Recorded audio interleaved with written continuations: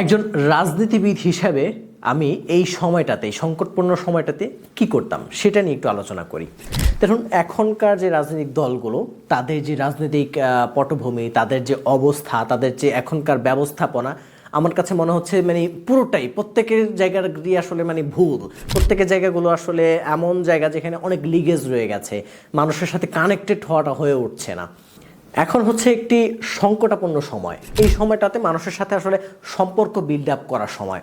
একটা রাজনৈতিক দল মানুষের সাথে সম্পর্ক বিল্ড আপ না থাকার কারণে, সম্পর্ক না থাকার কারণে কিন্তু ছিটকে পড়েছে।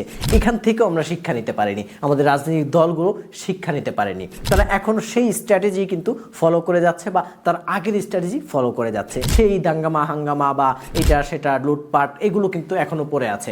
এই রাজনৈতিক দলগুলো যদি তাদের টিমগুলোকে, তাদের মাঠ পর্যায়ের কর্মীদেরকে এমনভাবে তৈরি করে ওঠে যে মানুষের সাথে সম্পর্ক বিল্ড আপ করতে হবে, এই সময়টা মানুষের সাথে সম্পর্ক বিল্ড আপ করবার সময়, যে কত বেশি পারা যায়, কত ছাড় দিয়ে পারা যায়।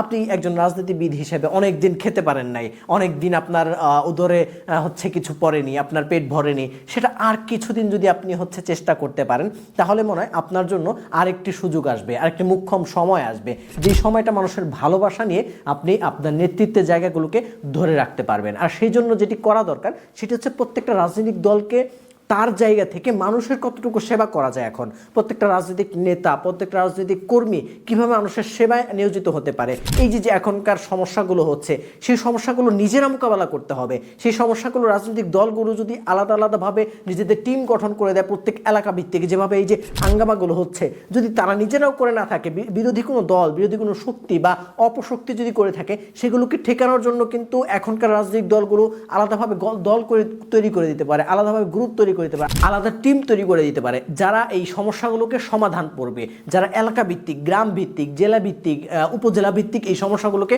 সমাধান করবে।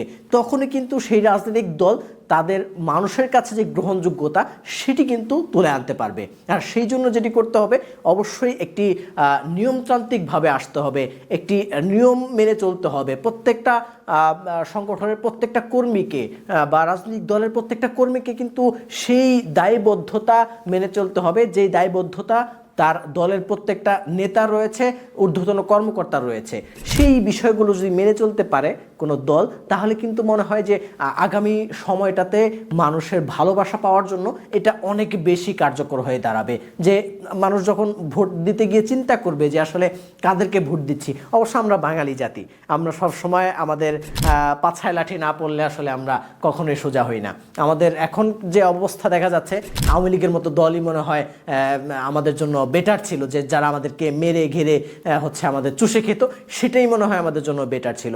কারণ আমরা ভালো হওয়ার জাতি না, আমরা ভালো হতে পারি না। তো সেই জন্য যতটুকু চেষ্টা করা যায় এর মধ্য থেকে যদি আগামী রাজনৈতিক দলগুলো সেভাবে চেষ্টা করে, তাহলে মনে হয় যে আগামীতে নির্বাচনে, আগামীতে মানুষের সিলেকশনে কিন্তু অনেক বেশি পরিবর্তন আসবে। সেই সাথে মানুষের সিলেকশন করবার সুযোগ পাবে যে আসলে কাকে তাদের জন্য নেতা হিসেবে দরকার। তো এই জন্য আপনিও যদি মানুষের কাছে সেই ভালোবাসা অর্জন করতে চান একজন রাজনৈতিক দল হিসেবে, একজন রাজনৈতিক কর্মী হিসেবে, তাহলে আপনারও এই স্ট্র্যাটেজিগুলো কিন্তু মেনে চলা দরকার। দেখা হবে পরবর্তী কোনো ভিডিওতে। ততক্ষণ ভালো থাকুন, সুস্থ থাকুন। আসসালামু আলাইকুম।